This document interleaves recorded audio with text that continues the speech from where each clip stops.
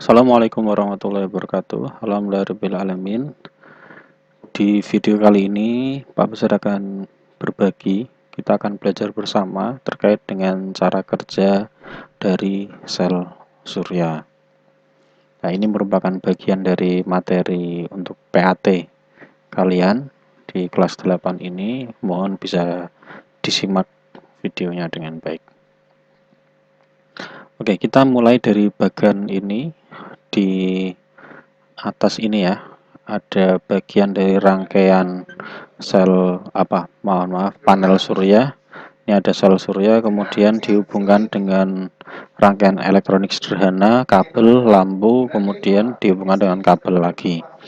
Secara umum untuk sel surya sendiri terdiri dari dua jenis semikonduktor, yaitu yang pertama semikonduktor jenis N atau negatif, kemudian semikonduktor jenis P yang positif. Semikonduktor jenis P sendiri dibuat dengan menambahkan silikon dengan bahan boron atau gallium ya.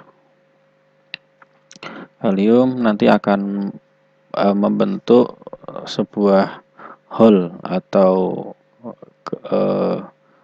kekurangan satu elektron ya. Kekurangan satu elektron. Di gambar ini ada garis putih, lubang putih, bulatan putih ini. Nah, hole itu maksudnya lubang ya. Dia bisa terisi atau posisi yang bisa diisi oleh elektron. Kemudian untuk semikonduktor jenis N ini dibuat dengan mencampurkan silikon dengan bahan fosfor yang akan membuat bahan itu dia kelebihan satu elektron. Dan kemudian ketika jenis N dan jenis P ini ditempelkan seperti itu. Nah, maka di bagian yang ditempelkan ini nanti ketika di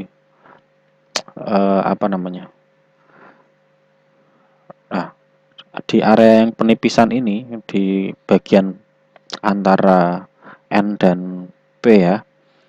Nah, karena yang N itu kan dia kelebihan elektron, kemudian yang P itu dia kekurangan elektron, maka elektron dari jenis N dan akan masuk ke jenis P seperti itu, memenuhi kebutuhannya.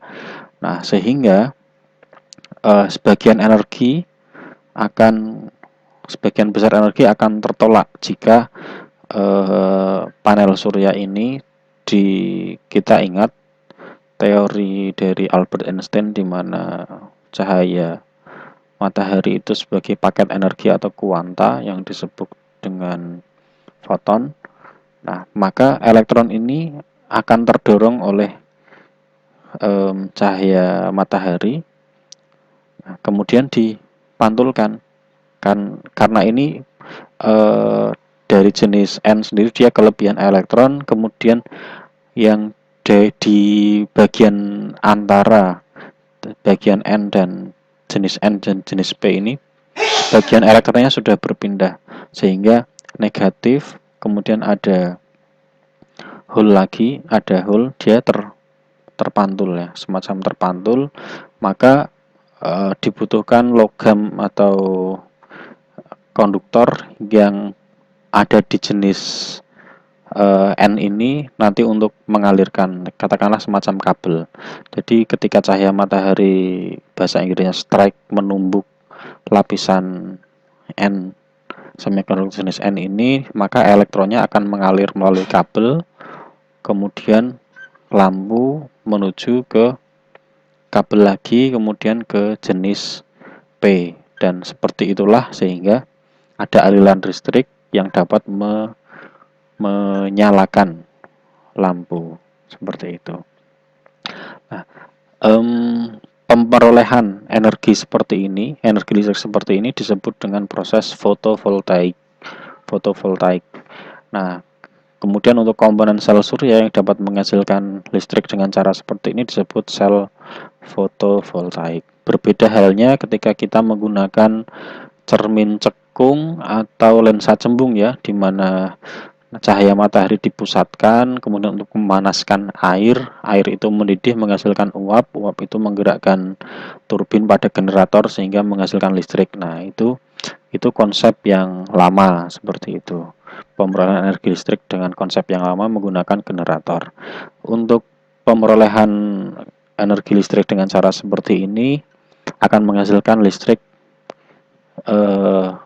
DC atau searah ya, dari elektron mengalir dari kutub negatif ke positif seperti itu, sehingga menyalakan lampu arus DC. Berbeda dengan halnya menggunakan generator yang akan menghasilkan arus AC atau bolak-balik. Nah, ini untuk penjelasannya.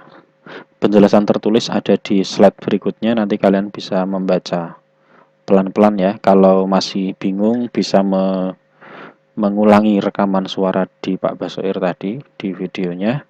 Kalau masih belum paham juga bisa tanya atau baca langsung di sumbernya ini. Atau tanya langsung kepada Pak Basoir melalui chat WA. Terima kasih.